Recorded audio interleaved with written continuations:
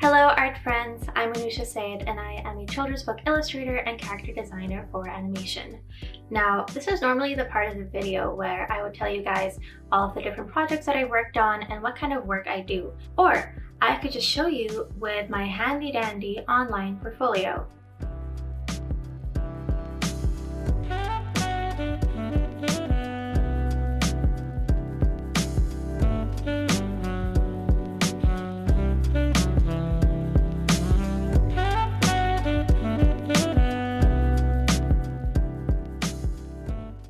And yes, we are going to be talking about online portfolios today. Now, this has been a super highly requested video, and I'm so excited to talk about it today. I want to share some tips and tricks that I've learned to help you guys build your own portfolio or improve the one that you guys already have so that you can connect with more clients and get that cash money. We're going to be talking about the following. Why do I need a website? Hosting and designing your website. What work do I put in it? Tips for a picture book portfolio, your about page and contact, and updating your website. Also, if you haven't already, consider subscribing to my channel. I upload videos about what it's like working as an illustrator and give lots of tips and tricks to help you guys get hired. And if you guys have any suggestions for future videos that I could do, please let me know in the comments below. Now, on with the video. First of all, why do I need a website?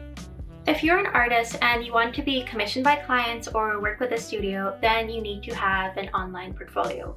A collection of work that gives your potential client an idea of what you can do. Listen.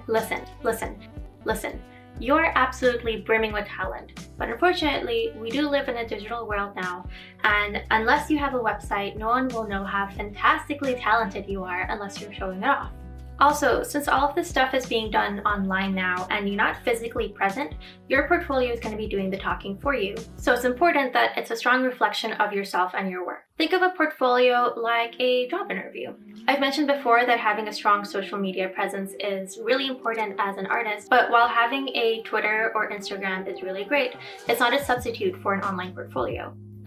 These social media websites do have their drawbacks. For example, the size of posts in Instagram are really small, so they're not good for showing off images, and you have to work in a certain dimension, like landscape images are terrible for Instagram. Also, you can't categorize your work. And Twitter is a completely different matter. That's a text-based website, which is horrible for images, unfortunately. That's why it's important to have a portfolio on top of your social media. And in terms of physical portfolios, I haven't used a physical portfolio in a long time, and honestly, I feel like they're a bit outdated and only used in specific circumstances. The only time I've ever really used physical portfolios, apart from early on when I was a student, would be at conventions. Things like CTN, the Bologna Children's Book Fair, for example. You know, carrying a portfolio around for portfolio reviews and showing off to vendors. But more recently, I've just started carrying my iPad around, so there isn't really much use for a physical portfolio. It also saves paper. In the end, having a website is just more professional, and it will let art directors and clients know that you are serious about your work and your profession because you are investing the time and money into building a website. This is why I also recommend that you have a custom domain name as well as using a website builder. Again, it's just more professional to the client. Of course, this can be a big investment when you're starting out, which brings me to my next point, hosting a website. So obviously, AnooshaSayed.com sounds a lot more professional than something like AnooshaSayed.freewebsite.com. Your portfolio also looks so much more professional when it doesn't have like a huge website banner at the top advertising the website builder. I know that it's an added expense to pay for a custom domain name on top of having a paid website builder, but it's definitely worth it. And I'll go over these paid options first and then move on to some free ones as well. Some people like using websites like WordPress to build their portfolio or make their portfolio entirely from scratch. I am not one of those people because I don't know how to code and I'm not good with those kinds of things. But fortunately, if you are like me, there are website builders out there that do all of the heavy lifting for you. I personally love Squarespace and I've been using it for 5 years now. I'm not sponsored by Squarespace, I just love it so much. Some other website builders include Wix, Carbon Made, Cargo Collective, Format, to name a few. As of 2020, this is the monthly pricing for each of these in US dollars. And this also depends on which upgrade you get because they have different levels and each one will have different features. And also the pricing will change depending on if you get it like a monthly paid or annual. Here we go. Squarespace is $12 plus per month, which includes a free domain name for 1 year. I pay $18 per month for their business plan, which also lets me include an online store within my website. Carbon-Made is $8 plus per month for basic, and then $12 for their pro package. Wix is free if you are using the .wix.com domain name, and then if you want to upgrade from that, premium starts at $10 plus. Format is $6 per month for the basic plan and pro for the $12. I have to say that the $6, like the basic plan, is extremely basic, so it might not necessarily cover your needs. And Cargo Collective is free for 12 projects and then $13 per month for premium. Another option is Adobe Portfolio. So I just recently found out about this, but this is a website builder that comes free if you already are paying for an Adobe Creative Cloud subscription. So if you're already paying for like Photoshop or Illustrator or whatever, then you might as well take advantage of this awesome website builder. And I believe the cheapest Creative Cloud membership is $9.99 per month. When trying to decide which website builder to use, apart from looking at the price, what's more important is looking at what features they offer, because some features might be more useful for you than others. Some of the more basic plans that I mentioned would be very limited in what kind of features they offer. Things like how many pages you can have, how many themes you can have, and so on.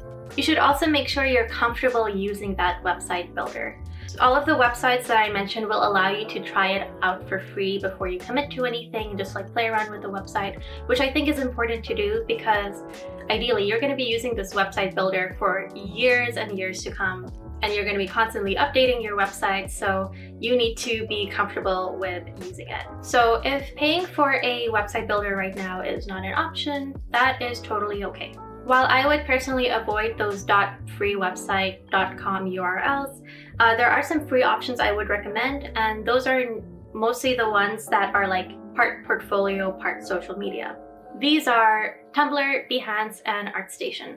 The added bonus of these websites is that they also have a really active art community alongside them, so you're able to connect with other artists and also gain more exposure because they have that feature, especially Tumblr, of resharing, reblogging your work, so it gets to more people.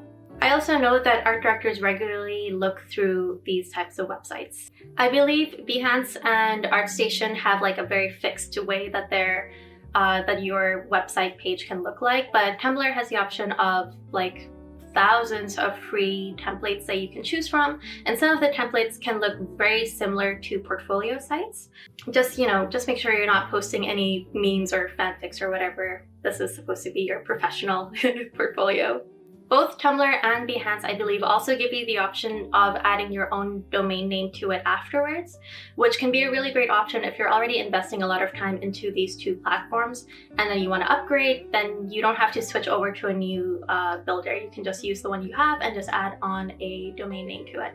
Speaking of domain names, so having a domain name is really important. Again, it shows that you are professional and that you are taking the time to invest into your career.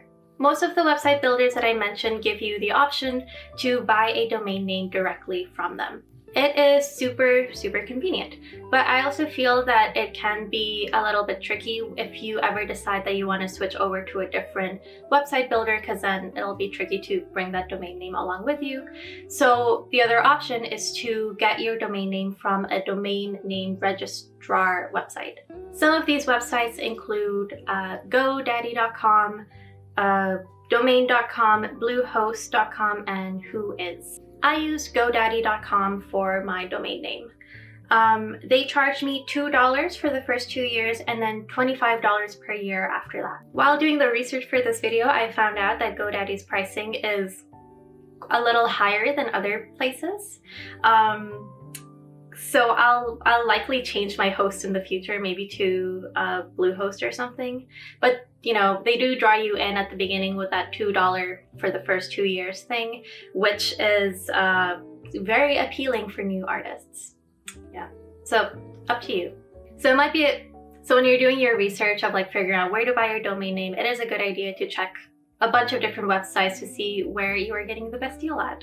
In terms of what to call your website, well, the easiest thing is to just call it, firstname.lastname.com. I'm really lucky because I have a pretty or very uncommon name, so I was very easily able to get that for my website. You could also use a different ending instead of .com. You could use like .net, .org, or use something that's region specific like .ca or .uk. And you don't have to use your own name if you don't want to. You could go by a brand name or a pseudonym if that's what you're more known for online. For example, Loish, the incredibly awesome artist who I also interviewed a few years back. I think that video you can find up here. But her name is Lois Van Barle, but she goes on all of her social medias online as Loish, so her website is loish.net. One of my favorite illustrators, Christian Robinson, is another example whose Instagram username and website is theartoffun.com. So you don't necessarily need to use your own name, but it should be something that is easily connected to you. So I would just keep in mind that whatever name you choose, it should be short, easy to remember for your clients, and easy for the client to connect that website name to you. So if you aren't using your real name and you're using something else, it should still be something that is easily connectable to you. After saying all of this stuff about paying for website builders and domain names, I do want to backtrack for a tiny second and just say that while I do recommend you guys get these things, you can still have a very successful career without them. Illustrator Annette Marnot, her main website is annettemarnot.tumblr.com. I don't believe she has a actual portfolio website, and she is doing perfectly fine. She is a Disney illustrator who has worked with a bunch of people. She's awesome. And another illustrator I really like is Alejandro Mesa, who uses his Behance page as his main portfolio site. I still feel like this is the exception more than the norm. But I just hope that this gives you a little bit of reassurance that if you can't invest in these things right now, it's not the end of the world.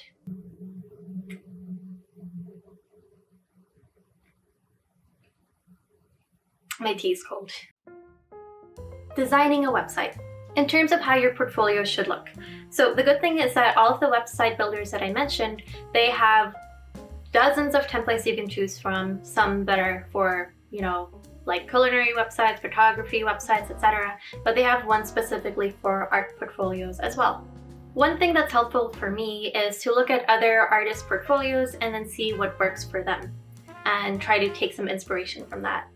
Also keep in mind your own work because what works for them might not work for your own work, and then some templates are suited for some styles more than others.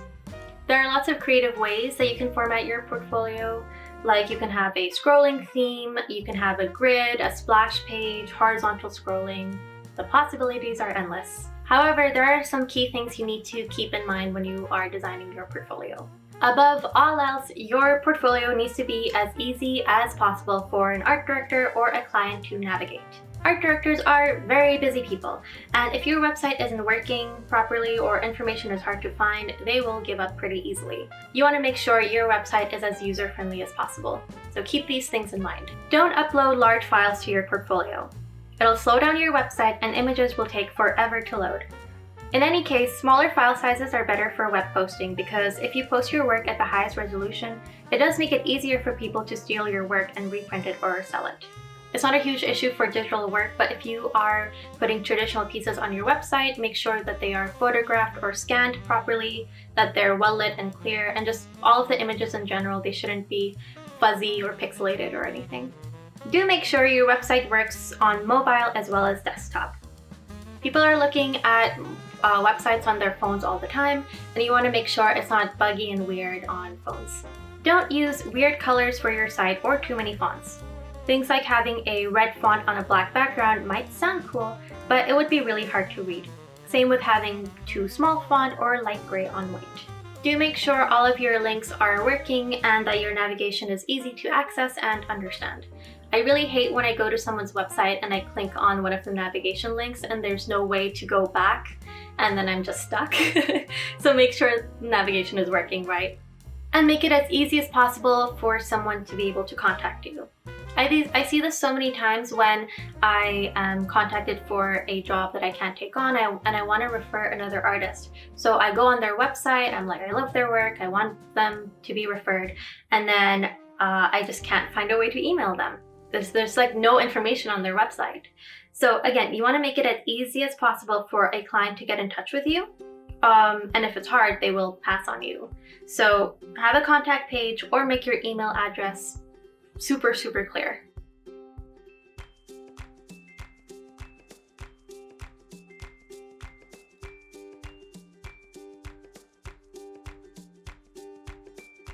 What do I put in my portfolio? Now that you've built your website, you want to make sure that it is as effective as it can be. Remember, this is essentially your job interview. Only put in your best work. It might be tempting to fill up your portfolio with every single piece that you've ever done, but less is always more. You will always be judged by your worst piece of work. So just remove anything that you feel doesn't reflect your highest quality of work. I would say that up to 10 pieces per page is a good number. Also, don't put in pieces in a style that you don't like to draw in. When I was starting out, I would include this illustration in my portfolio. However, it was done quite a while back and it just wasn't in a style that I worked in anymore or even in a style that I enjoyed doing, but I was still proud of the work. But the thing is, I'd keep getting clients contacting me for projects and then they would specifically point at this illustration being like, hey, can you do this project in this style? Now I'm left with two options. Either I take on the project and then I have to work in the style that I hate, or I have to let them know that, hey, I don't work in the style anymore, and both of those options are not a good look. Speaking of style, another thing I get asked about all the time is if it's okay to have multiple styles in your portfolio. And the answer is yes, if you do it right. Art directors are not going to get confused if you have multiple styles in your portfolio. Like, they understand that artists have range and they can work in multiple styles, but they want to make sure that you are doing it intentionally. If you have a bunch of styles that are all over the place, it can make it seem like you are just not consistent as an artist. If you pick 2 or 3 styles and just categorize them separately, it can make it feel more cohesive rather than having it all mixed up on one page.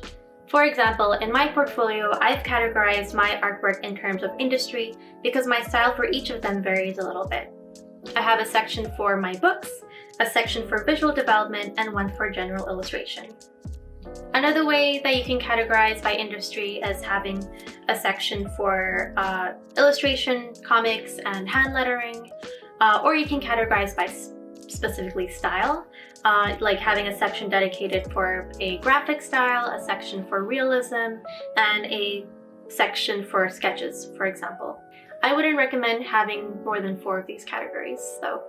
One thing to note is that if your styles vary drastically, like you work in graphic design as well as working in photography or animation or interior design or something, I think because they're just so different, I think it would be best to just have 2 separate websites because they're just 2 completely different industries. You also need to make sure your portfolio is relevant to the work that you want to be hired for. Your portfolio is a representation of the work that you are able to do.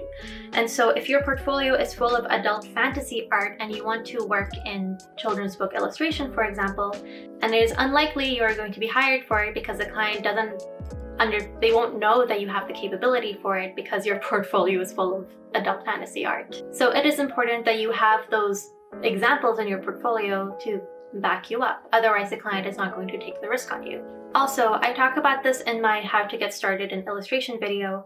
Some artists, when they're starting out, they don't really know what area of art that they want to work in yet. Either because they can't decide yet, because they want to do everything, or they have the mentality of, I'll just do anything, as long as I get the work. And so then their portfolio is like a mishmash of every single style. This actually backfires on you because, again, it will feel like you are inconsistent and don't really know what you want to do. Instead, by choosing one industry that you can focus on and you are really passionate about, for example, children's books, you can better cater your portfolio for those types of clients. As Ron Swanson says, never half-ass two things, whole-ass one thing. But what if you're just starting out? At this point, you might not have the experience or enough work to put in your portfolio yet. Instead of putting in your student work, things like self-portraits and still life that don't really cater to any industry, instead you should be focusing on creating personal projects. Like I said, you get hired for the work that you showcase in your portfolio, but your portfolio is also a representation of work that you want to do. If you've never worked on a picture book but you really want to, you should be creating examples so the clients know that you can do it. You could create several spreads of a fairy tale, or redesign the cover of your favorite book. Honestly, it could be anything you're really passionate about. You could redesign your dream company, or you could redesign the characters of a TV series that you really like. For my school thesis, 5 years ago, I wrote and illustrated a picture book. It didn't ever get published, but that wasn't really the point of it. I wanted to challenge myself, and it ended up being a really great thing to put into my portfolio, and it also gave me a bit of experience to prepare me for when I would eventually do the real thing. If you're interested in editorial illustration, so when I was in school, in my editorial illustration class, every week we had this assignment where we would pick up the newspaper and have to select a random article and then do an editorial illustration for it. The cool thing was that sometimes you'd end up with a really, really boring topic, but it was a good way to learn to problem solve and get out of your comfort zone, because in the real world, you're not always going to get assignments that you like. Sometimes you get ones that are super boring. I really want to get more into the world of merchandise design and packaging design and stuff like that. So a personal project that I'm kind of working on right now is things like designing greeting cards and textile designs, designing backpacks and toys and things like that, because I want to get more into that industry, but I don't really know how. But I know that if I create those relevant examples, I'll be more likely to get into that industry. Anyway, have 2 or 3 of these little portfolio personal projects to start off with. It's a good start until you gain experience with clients. As a side note, don't feel like you have to take on low-paying or, God forbid, for exposure jobs just for the sake of having experience or things to put on your portfolio. You can better use that time spent on those gross projects to instead work on your personal projects on things that you are actually passionate about. Regardless of whether you are just starting out or you have been working for a while, it is always a good idea to work on personal projects. I work in the animation industry as well as a character designer, but unfortunately all of the work that I do in animation I'm not allowed to share on my portfolio online because it's all NDA. But I still have to submit a portfolio to get new jobs. So what I have to do instead is create personal projects so that I have something to show for my skill.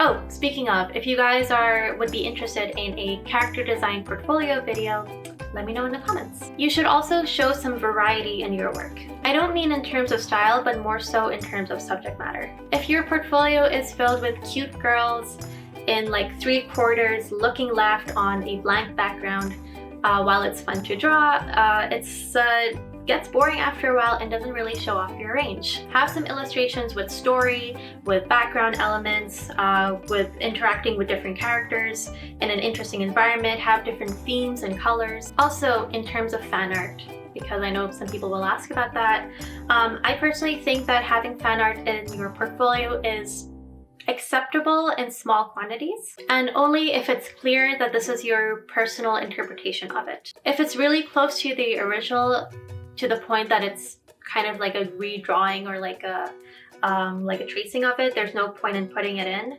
I think it's okay if you put it in as long as you put your own spin on things. Backtracking to the design of the website. If your work is just single illustrations, you might just have all of your artwork up on one page so that the client can look through it like a gallery or a slideshow. But if your work is content heavy and more project based, it might be better to have an individual page dedicated for that project.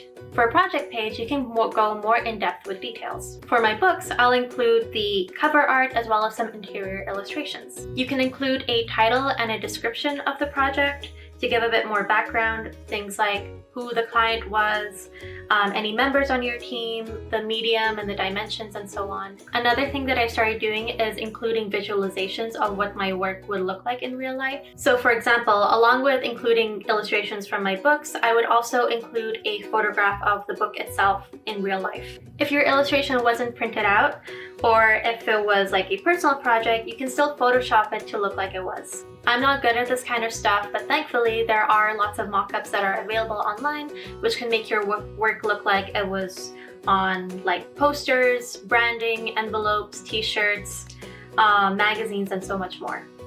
One website I recommend is creativemarket.com, which has tons of these types of mock-ups available.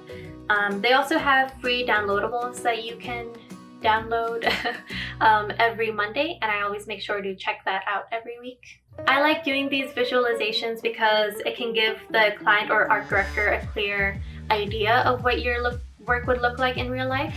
It's not required, but I just think it's a nice touch. Another nice touch is including your process for a project. You know, seeing all of the sketches that you did for it, any mock-ups, all of like the different color versions that you did leading up to the final can be interesting for a viewer and also give some insight on how you work. Especially if this was like a team project, because like the final project can also, like the client won't really know what impact you had on it because it was a collaboration, that those like previous steps will give more insight into what your role was. So since I am primarily a children's book illustrator and this is my area of expertise, I thought it would be helpful to mention some of the key things that you should include in a Kidlit portfolio. If you're not into Kidlit, you can skip forward to the next section, but you might learn something. I'm going to run down a list of things that you should have in your Kidlit portfolio. These are going to be things that publishing art directors and literary agents will be looking for. You need to have examples of picture book spreads and spots. A spread is an illustration that runs across 2 pages. You know, when you open up a book flat, those 2 pages, that's a spread. And a spot are those smaller illustrations. Ideally, you would show these spreads and spots in the form of full picture book projects. This can be client work, or these can be personal projects like I mentioned before. So you could illustrate an original story or an existing one like a fairy tale. And you don't have to illustrate the entire thing either, like 32 pages, 16 pages, that's a lot of work. All that's really required is the cover and then like 2 to 5 interior illustrations, some key moments, and having 3 types of these completed projects is a good start to a Kidlit portfolio. And yeah, it'll be good to vary between those spreads and spots. Examples of cover art. So while of course you'll be illustrating the cover of all these picture books that you are illustrating, there's also a market specifically dedicated to the covers of chapter books, you know, for middle grade and young adult. They wouldn't really have any illustrations inside, but they would have an illustrated cover on the outside. Having examples of black and white illustrations as well as color illustrations will give you more opportunities of work, because black and white illustrations are mainly used for chapter books. That opens up a new market for you as well. In terms of subject matter, so of course there are books that are being illustrated with a wide range of subject matters, but it is a good idea to at least include children in your portfolio, because that is a majority of children's picture books, as well as animals. I actually have a page dedicated in my portfolio just for drawings of kids. Kids of different ages is a good idea, ranging from babies, toddlers, children to tweens, and definitely be inclusive with your character design. Your art should be as diverse as the world we live in. Kidlit already has a problem with diversity in children's books. Illustrators should not be contributing to it. Your characters and your illustrations should also be telling a story. So in picture books, the illustrations are telling as much story as the text is. sometimes even more. This is because most kids can't read, and so they like to look at pictures or try to follow along and come up with their own story, so it's important that the illustrations are as revealing as the text. Static images of children just like facing forward is pretty dull, but an illustration with mood, interaction, and motion gives more depth.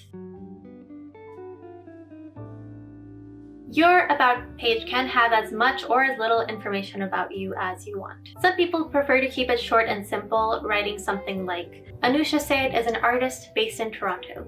Or you can be more casual and throw in some personality and say something like, Hi, I'm Anoosha Syed. I'm a freelance illustrator and character designer based in Toronto. I graduated with a Bachelor of Fine Arts in Illustration at Ceruleum École d'Art Visuelle in Lausanne, Switzerland. My work is inspired by mid-century art and everything cute. When I'm not drawing, I love collecting stickers and hiking with my cat. This is all personal preference and depends on how much you want to share and I guess your personality as an artist. At the very least, you should include your name and how to contact you. Include your email address as well as the email address of your agents if you have one. Like I said before, the most important thing about your portfolio is that it should be easy to contact you. So make sure this is part of the focus. Some people like having a comment box instead of, including their email. I think it looks cool, but personally I feel like some people might be turned off by it because it feels a little impersonal, and also some people like having a record of their conversation, which I don't think you can get with a comment box. I usually get a little bit worried that like when I send something through a comment box that they don't receive it.